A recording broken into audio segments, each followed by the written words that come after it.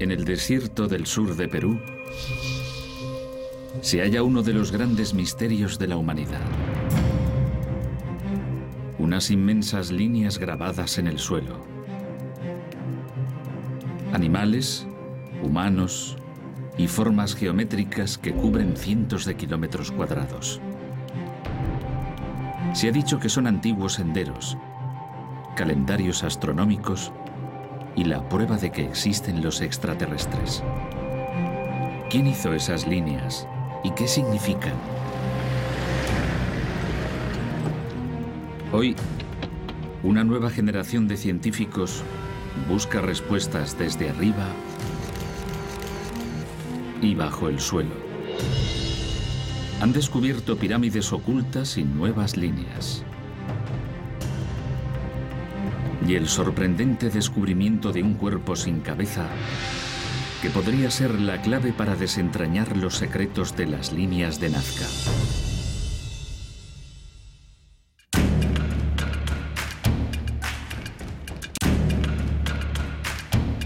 El enigma de las líneas de Nazca.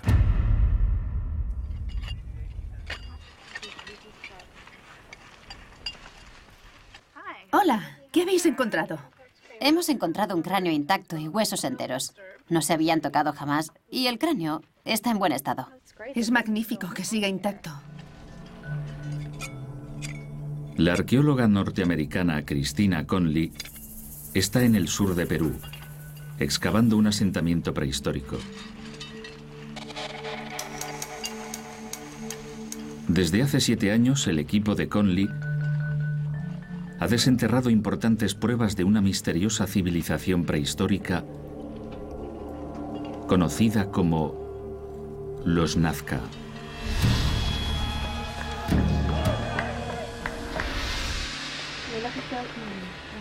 Pero vamos a definir bien la... Pero en 2004 fue cuando Conley hizo su descubrimiento más importante. Si puedes limpiar la zona de tu izquierda, verás la parte superior de la tumba y lo que parece la boca de una vasija funeraria. ¿La ves? Dentro de una primitiva tumba nazca, sepultada bajo 1 metro de arena, hay otro esqueleto humano. ¿Ves la parte de arriba? Sí. ¿Puedes limpiarlo un poco más para que pueda verlo? Está bien conservado, pero le falta algo muy importante. Hay otra vértebra, pero ¿dónde está la cabeza? No había señales del cráneo, por eso creemos que se trata de una persona decapitada. Un cuerpo sin cabeza sepultado en posición sedente, según la costumbre de los Nazca.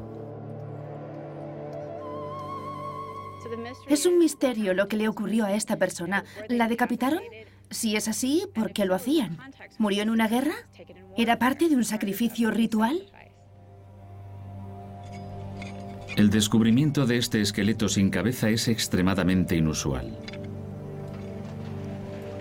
Para Conley, es la oportunidad de reconstruir la vida y la muerte de alguien que vivió en unos tiempos extraordinarios.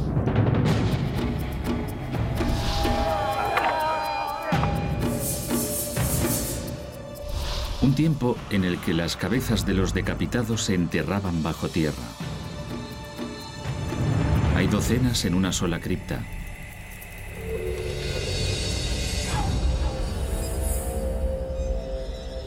Momificaban las cabezas utilizando una técnica específica.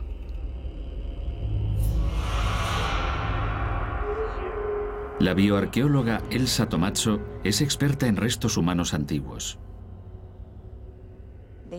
Les quitaban la piel, limpiaban el tejido subcutáneo, luego la abrían, hacían una abertura aquí, de este tamaño, a veces mayor, sacaban el cerebro por aquí y luego hacían un agujero aquí y metían un cordón de distintos materiales para colgar las cabezas.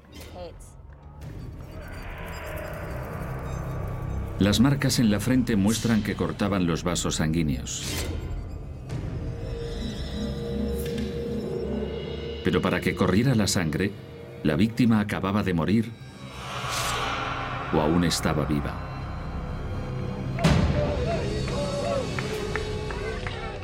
¿Explican esos sacrificios la particularidad del cadáver de esta tradicional tumba nazca? ¿Hay alguna conexión entre este cuerpo sin cabeza y las famosas líneas en el desierto?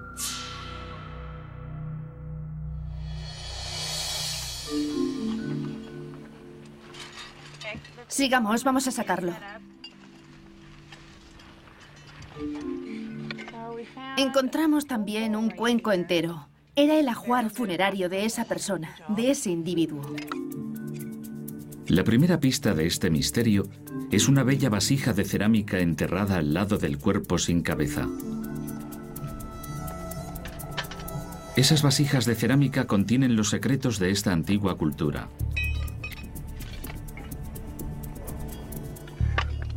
La datación por carbono indica que el pueblo que las hizo vivió aquí entre el año 100 a.C. y el 700 después de Cristo.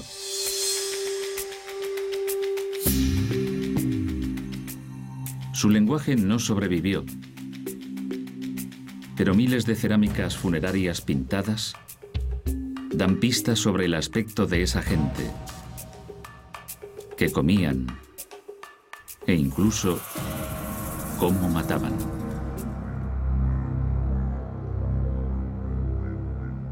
La alfarería también prueba a los arqueólogos que eran quienes hicieron las líneas de Nazca.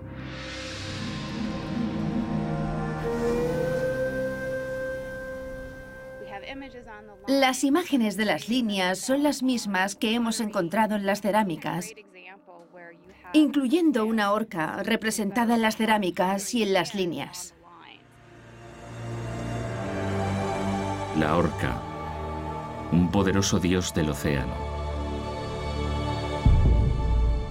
La araña, relacionada con la lluvia. Y el mono, un símbolo de la fertilidad de la vecina Amazonia. Estas imágenes emblemáticas se refieren a menudo al agua, representada anteriormente en sus cerámicas y excavadas más tarde en los llanos desérticos a una escala enorme. Pero aunque las más famosas líneas de Nazca representan criaturas familiares, la gran mayoría son inmensas formas geométricas, líneas de kilómetros de longitud que se entrecruzan formando impresionantes laberintos. Hay miles de ellas, tantas que incluso hoy se desconoce el número total.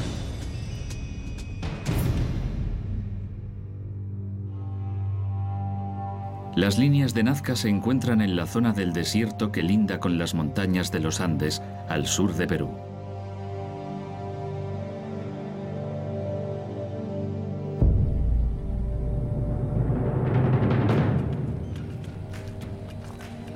Generaciones de constructores de líneas se esforzaron bajo el intenso calor del desierto durante 800 años, creando uno de los misterios más insondables de la humanidad. La pregunta es, ¿por qué?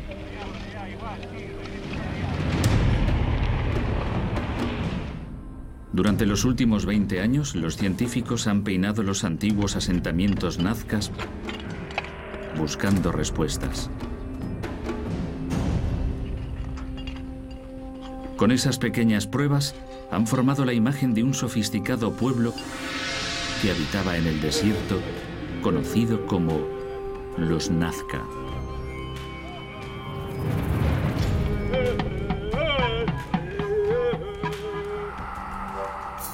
Vivían en uno de los lugares más inhóspitos de la Tierra.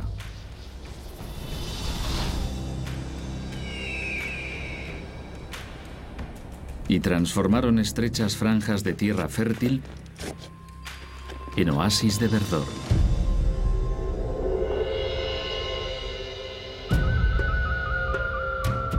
Durante siglos, los Nazca desarrollaron un sofisticado sistema de riego para canalizar la poca agua que tenían para sus cosechas.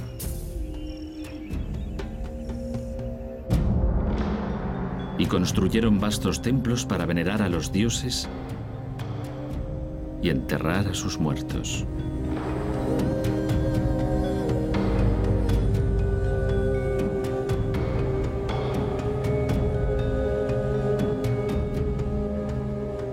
Su civilización floreció casi un milenio.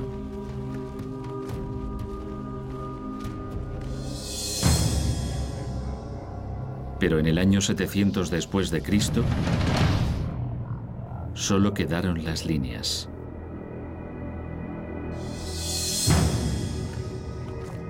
¿Qué impulsó a tan notable pueblo a trazar esas misteriosas líneas?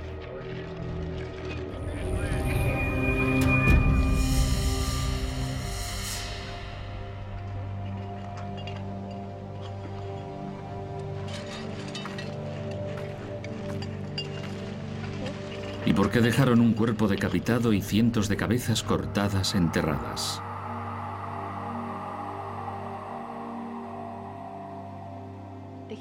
La cabeza humana es lo que le da vida. Sin cabeza no se puede vivir. Es un símbolo muy poderoso. En la cultura nazca es también un símbolo común.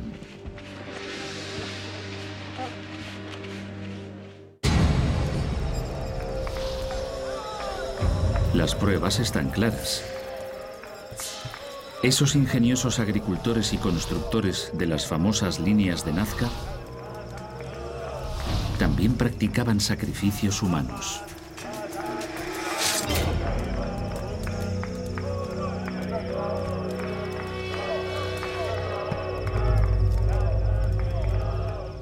Comprender ese terrible ritual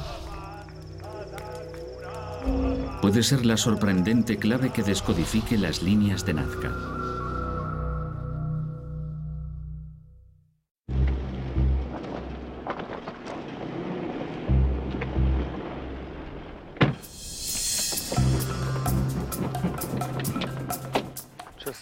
Bajadlo.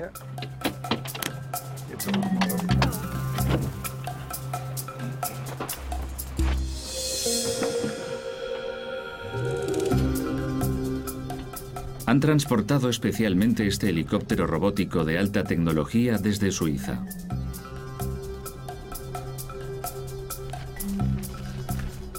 Los arqueólogos utilizarán esta máquina de precisión para crear el primer mapa tridimensional de las líneas de Nazca.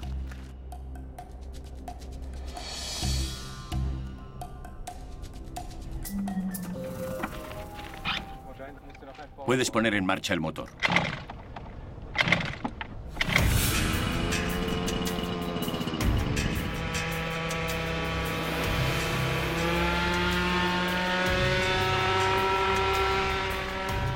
Una cámara digital montada en el tren de aterrizaje tomará cientos de imágenes de alta resolución.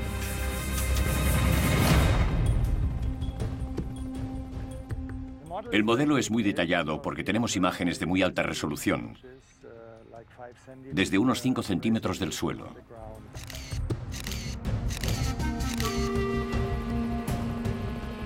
Para este equipo de científicos, el mapa en 3D es muy necesario para entender las líneas de Nazca o geoglifos.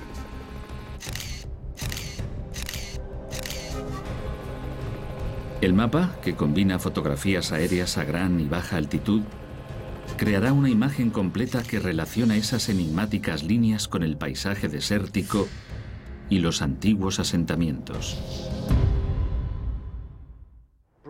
Reuniendo todos los resultados, tenemos una vista mucho más detallada del mundo antiguo.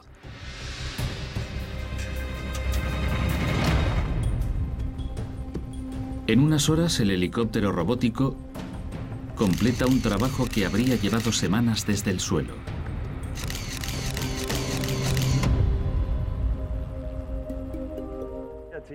Cuando esté completo, tendremos una fotografía en 3D que se podrá mover, girar, ampliar, ver desde las alturas, caminar por ella y darle movimiento. Ahora los arqueólogos pueden estudiar la orientación y la relación entre cientos de líneas. El mapa digital ya cubre más de 1500 geoglifos. pero en el futuro será más grande y compondrá todo el lienzo de la pampa de Nazca.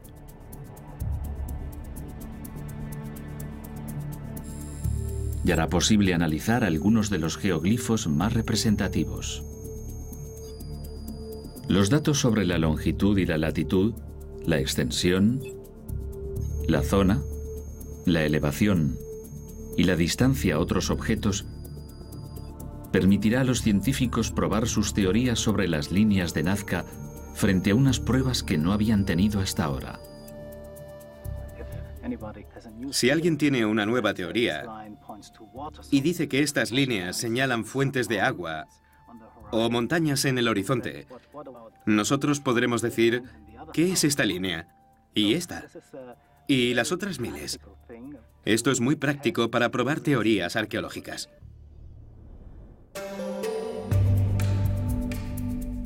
El mapa también ayuda a los científicos a entender la cronología y la evolución de las líneas.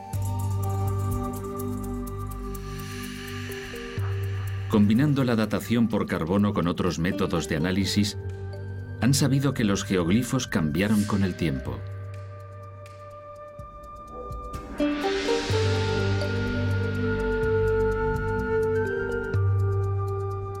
Los primeros geoglifos de Nazca representaban formas de deidades y animales.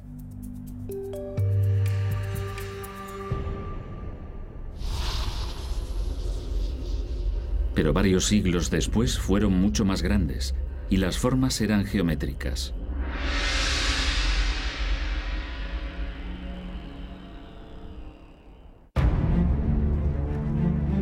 Independientemente de su forma, su construcción era sencilla pero efectiva. Utilizando rudimentarias técnicas de durabilidad, los constructores marcaron los geoglifos con estacas de madera y cuerdas de algodón. Mientras trazaban la forma de la figura, los obreros retiraban las piedras.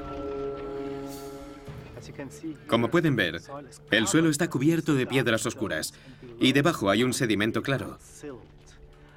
Y si retiramos las piedras oscuras, hay un trazo. Los obreros apilaban las piedras a lo largo de ambos lados.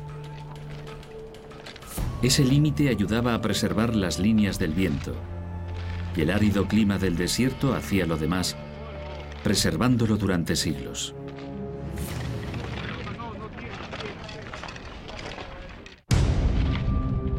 La construcción de esos enormes geoglifos duraba varios días.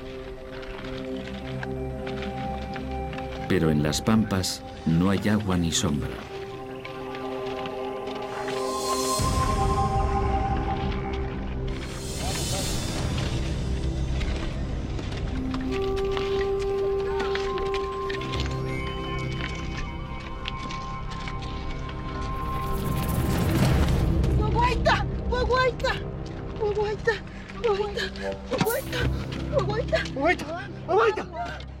¡Traed agua! ¡Traed agua!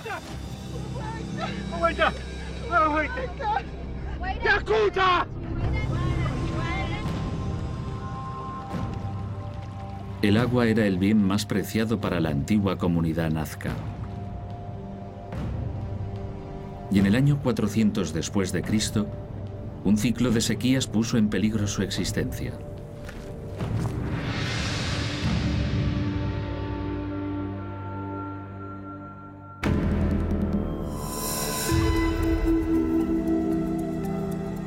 Cada año, miles de turistas visitan las líneas de Nazca.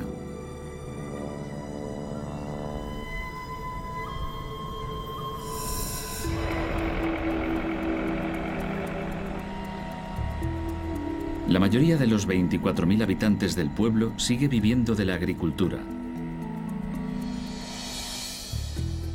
Y como los antiguos nazcas, su éxito reside en contar con su bien más preciado.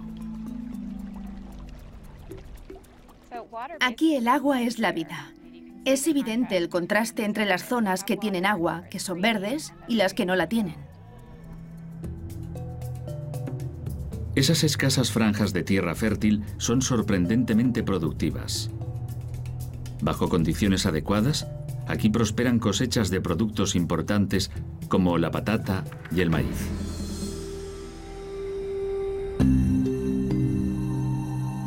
Pero este ecosistema desértico es muy inestable.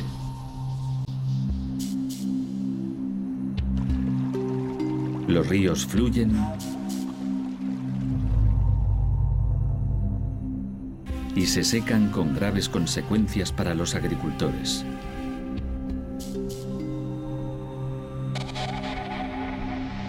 Durante largos periodos hay fluctuaciones climáticas aún más extremas.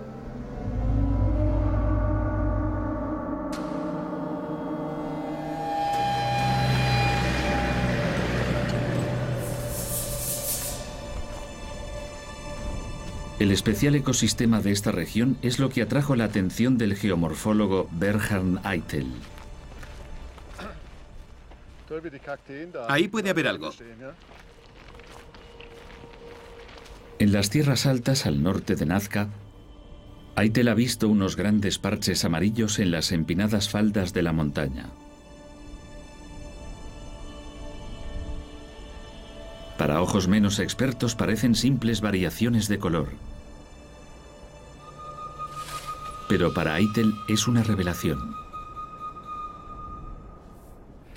Esto es aluvión. Un depósito de tierras de aluvión que se mantuvo retenido por la vegetación. El loess es un sedimento arrastrado por el viento que solo se forma en presencia de hierbas y otras plantas.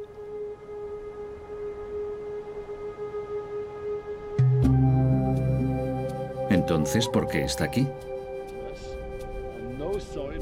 Eitel cava un poco más y desentierra una pequeña sorpresa. A veces, como vemos aquí, hay conchas de caracoles bajo el loess. Los caracoles necesitan unas mínimas condiciones de humedad y ahora, en las altas tierras del desierto apenas llueve. Uniendo las dos líneas de pruebas, llegamos a una importante conclusión. Es un buen indicador de que hubo un periodo húmedo en el desierto. Y podemos imaginar que este paisaje era verde, cubierto de hierba y arbustos.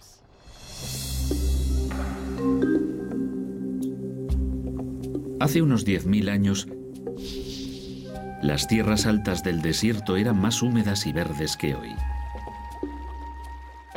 Todo estaba cubierto de vegetación, de hierba y arbustos, y era un ambiente favorable para los cazadores y recolectores primitivos.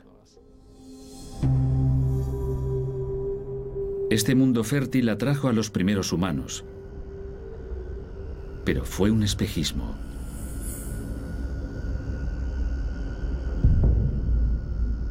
Cuando surgió la civilización nazca, alrededor del año 100 a.C., los pastos dieron paso al desierto.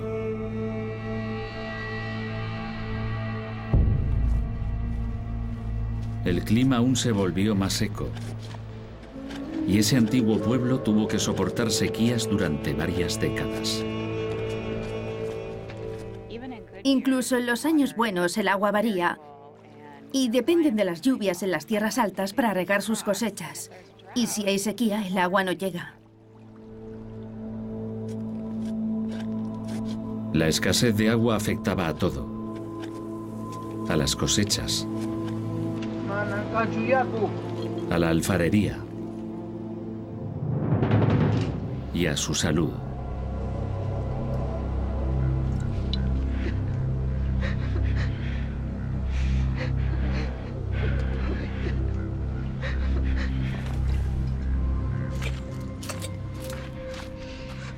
¿Cómo está? Necesita más agua.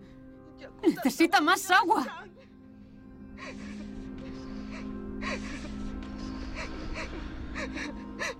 Es tu único hijo. Es tu único hijo.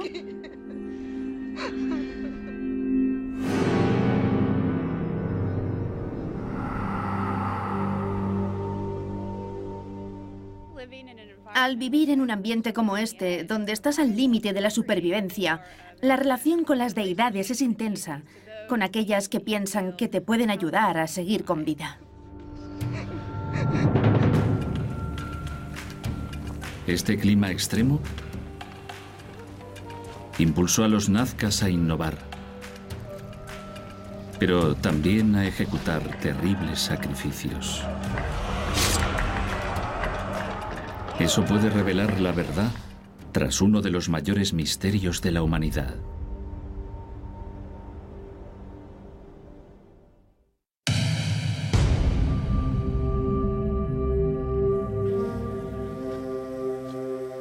La sequía continuaba azotando a los nazcas. Pero alrededor del año 400 después de Cristo, averiguaron que el secreto para su supervivencia estaba bajo el suelo, en forma de pozos de agua subterráneos.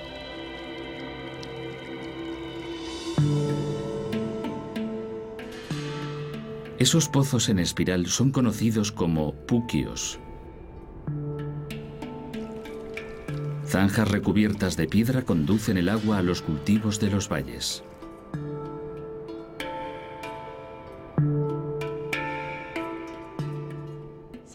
Creo que tengo buena señal del satélite, así que podremos coordinar bien el tema de las muestras. Christina Conley ha invitado a la bioarqueóloga Michelle Busson para que recoja una muestra de agua.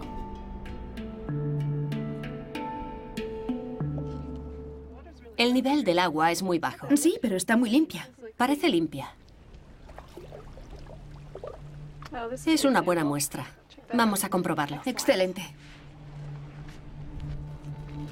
La muestra servirá para sentar las bases para una serie de pruebas químicas. Las pruebas realizadas en el cuerpo decapitado mostrarán dónde vivió y murió esa persona.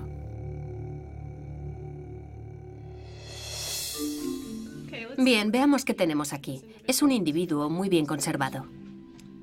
En el laboratorio de Nazca examinan los restos físicos. La mayoría de indicadores de la pelvis dicen claramente que es un varón. Los huesos largos están bien. No muestran signos de infección ósea. Tampoco hay fracturas. No parece que haya fracturas curadas. No hay signos de violencia. No hay ninguna prueba que muestre violencia. Por supuesto, hasta que examinamos las vértebras. Si miramos esta detenidamente, vemos marcas de cortes. Las marcas de cortes son una revelación. Solo puede haberlos hecho un arma, probablemente un cuchillo de obsidiana.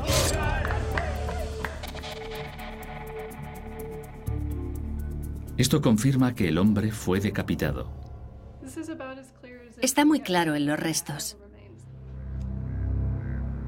Pero quedan algunos interrogantes. Lo que queremos saber es si esta persona era de la zona o no. Posiblemente su cabeza era un trofeo. Intentamos entender esta práctica. Para averiguar su procedencia, tomarán una pequeña muestra ósea. Una manera de saber de dónde era este individuo es haciendo la prueba del estroncio. Podemos hacerla en el hueso. Y eso nos indicará aproximadamente dónde vivió los 10 últimos años de su vida. La prueba del estroncio relaciona los huesos humanos con su ambiente nativo.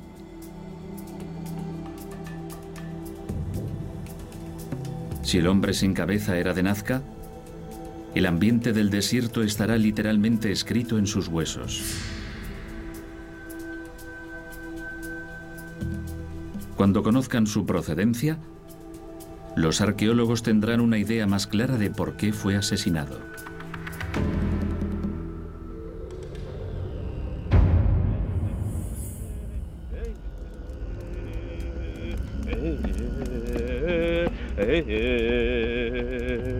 ¿Qué hacemos? Nuestros animales se mueren. Una de las posibilidades es que fuera una guerra local por los derechos del agua. Yo creo que había conflictos por las fuentes. Los puquios escaseaban y se podían controlar fácilmente. Si controlas el acceso, decides dónde va el agua. Y sabemos que en tiempos de sequía era de vital importancia para la gente.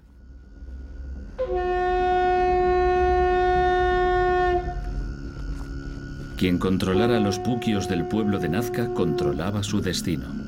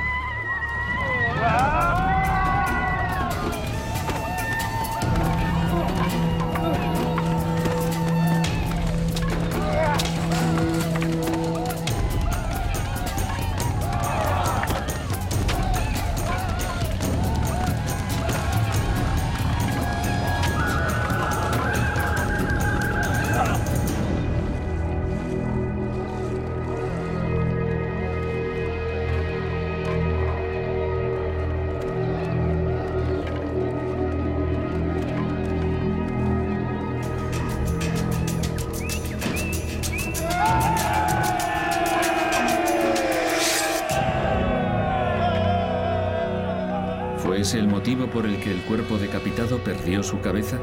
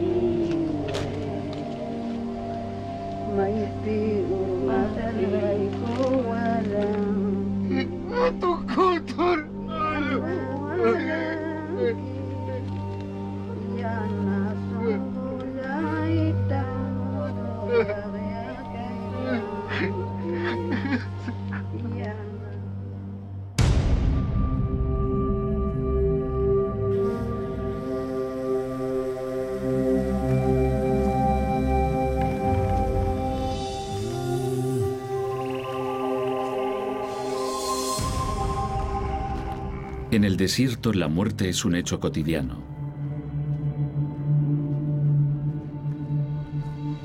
Pero para los Nazca, la muerte no era el fin.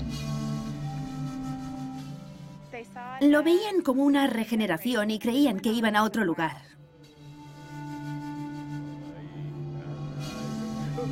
Preparaban al difunto para el enterramiento, envolviendo y colocando el cuerpo en posición sedente. Eran sepultados en la tierra, se convertían en parte de la tierra y creían que volvían con sus antepasados. Seguían vivos para la comunidad. Las familias de élite se enterraban en un lugar especial.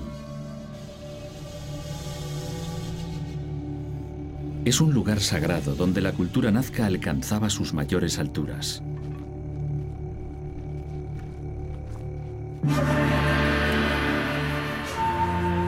Esto es Cahuachi, el corazón de la antigua civilización nazca.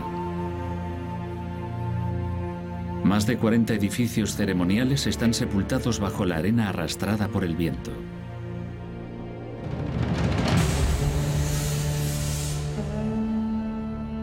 En el centro se encuentra la gran pirámide de Cahuachi, de 30 metros de altura, con un laberinto de pasadizos, terrazas y plazas.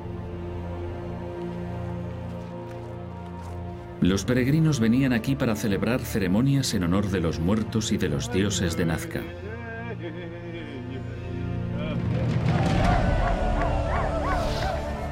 También hacían terribles ofrendas, cabezas humanas.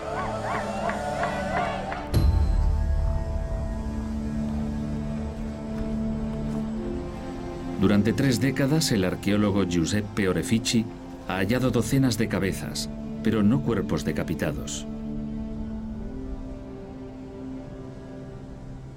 Aquí tenemos cabezas ofrendas, efectivamente, niños, niñas, hombres, mujeres en gran parte, y toda gente de Nazca que ha sido sacrificada, sí, al interior del centro ceremonial.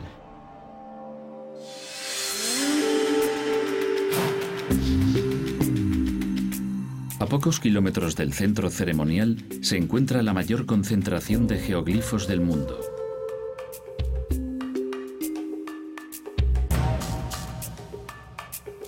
Orefici cree que no es por casualidad y que las líneas y Cahuachi eran una dualidad de la misma visión religiosa. Las líneas de Cahuachi son la misma cosa. Cahuachi es un espacio cerrado, la línea es un espacio abierto, pero tiene el mismo sentido. Las ceremonias que se cumplen aquí se cumplen también en lo que es la zona de los geoglifos.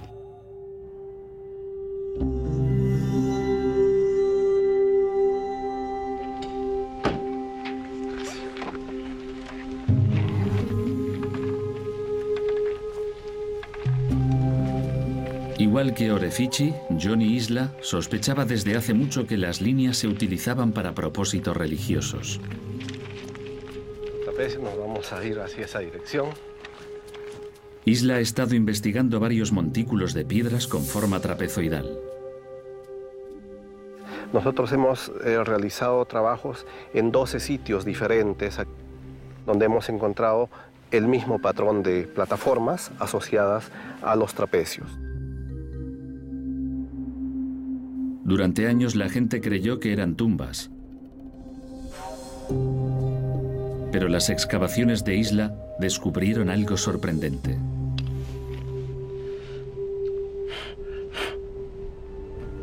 Ofrendas de sacrificios como las halladas en Cahuachi.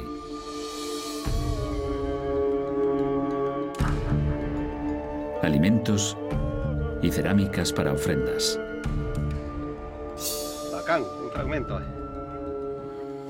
Estas siempre son solo partes de las vasijas que tienen representaciones bastante frecuentes y comunes en la iconografía nazca, ¿no? Son maíces, aves, incluso ballenas, orcas. A diferencia de Cahuachi, aquí no hay señales de cabezas cortadas. Por lo que sabemos, no hay pruebas de que en las líneas se cortaran cabezas como trofeos, pero no hay duda de que se celebraban poderosos rituales en ese espacio sagrado. Las ofrendas confirman la teoría de Isla de que esos geoglifos eran templos al aire libre. Cada metro pechucho, ¿no? Pero el hallazgo más importante en las excavaciones de Isla procede del océano. Estas conchas de Spondylus, que nosotros hemos encontrado completas y también en fragmentos, trabajadas, ¿no? Las conchas de Spondylus está relacionada casi siempre con la ocurrencia de agua. ¿Por qué conducir una concha rara por el ardiente desierto para enterrarla en la cima de una montaña? Sabemos ahora con bastante certeza de que los antiguos Nazca construyeron estos geoglifos como una ofrenda para sus dioses y vinculados a un ritual al agua y por ende a la fertilidad.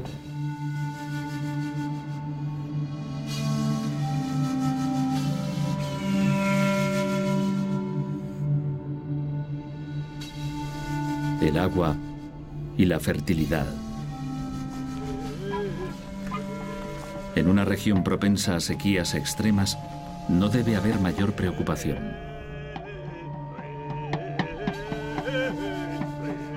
Los arqueólogos de hoy creen que los geoglifos se construyeron para la celebración de ceremonias religiosas, centradas alrededor del agua y la vida.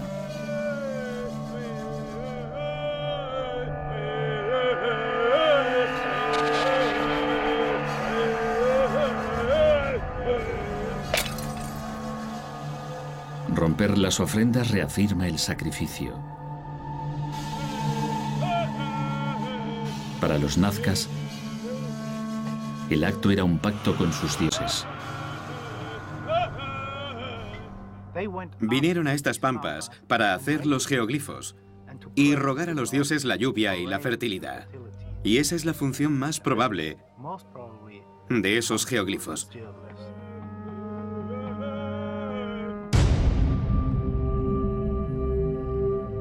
Si los geoglifos eran templos al aire libre, utilizados para pedir agua, en ellos puede haber una explicación para los sacrificios humanos.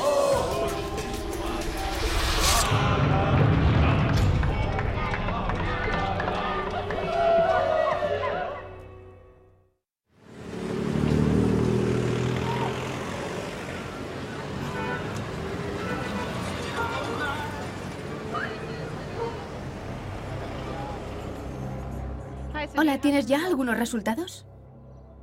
Christina Conley recibe los resultados de la prueba de estroncio hecha al antiguo cuerpo sin cabeza. Los resultados ya están. Y el hombre era del área local. Era de Nazca. Y eso significa que era miembro de la comunidad donde fue enterrado. Este lugareño fue enterrado con honores. Y a su lado tiene una bella vasija de cerámica. Es la vasija que puede contener la clave final de este misterio. La vasija es en forma de cabeza y con un rostro humano, y de la parte superior sale un árbol. La vida brota de esa cabeza. Es renovación, regeneración. Ninguna de las pruebas señalan que sea un soldado enemigo capturado y ejecutado. Sin embargo, a Conley le sugieren que es alguien importante, alguien que incluso pudo dar su vida voluntariamente.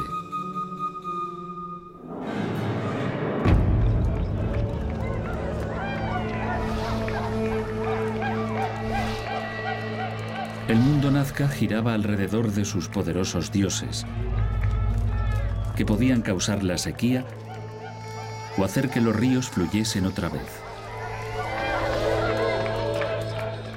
Autosacrificarse o derramar la propia sangre debía de ser la contribución más importante que podía hacerse a la comunidad. Pero ¿quién era el elegido? ¿Y quién era el elector? Esta práctica, desde nuestro punto de vista, es horrible. Pero debemos pensar que esos sacrificios eran por el bienestar de toda la sociedad.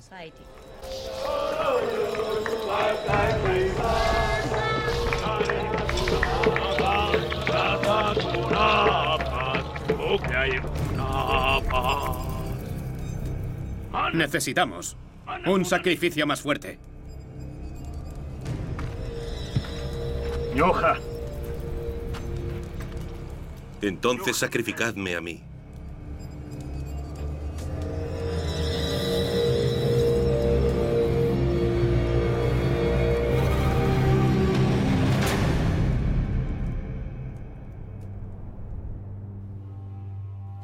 Dadas todas las pruebas, los resultados de la prueba del estroncio, la forma en que fue enterrado este hombre y la vasija con forma de cabeza encontrada en la tumba, parece que era un miembro importante de la comunidad y que se ofreció o fue elegido como sacrificio para traer la fertilidad a su pueblo. Pero aunque esos sacrificios estaban destinados a ganar el favor de los dioses, el veredicto de la historia es claro.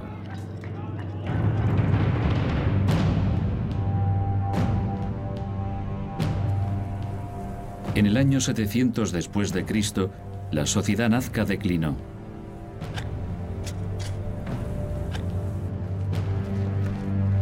Y sin un líder poderoso, llegó un pueblo de las tierras altas llamado Wari, que asumió el control.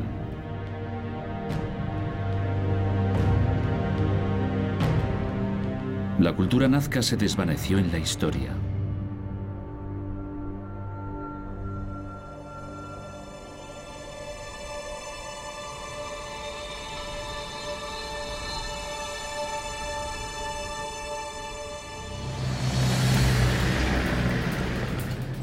Hoy, los científicos creen que las líneas de Nazca eran templos al aire libre, para rogar por el agua y su supervivencia. Pero el enigma de Nazca está muy lejos de estar resuelto. Cada año se descubren nuevos geoglifos, más de 60 en épocas recientes. Quisiera decir a otras personas que buscan respuestas sencillas que no las encontrarán. No podemos decir que hayamos resuelto los misterios que hay aquí. En el desierto del sur de Perú, las líneas de Nazca siguen siendo tan atractivas como siempre. Su legado y su misterio siguen vivos.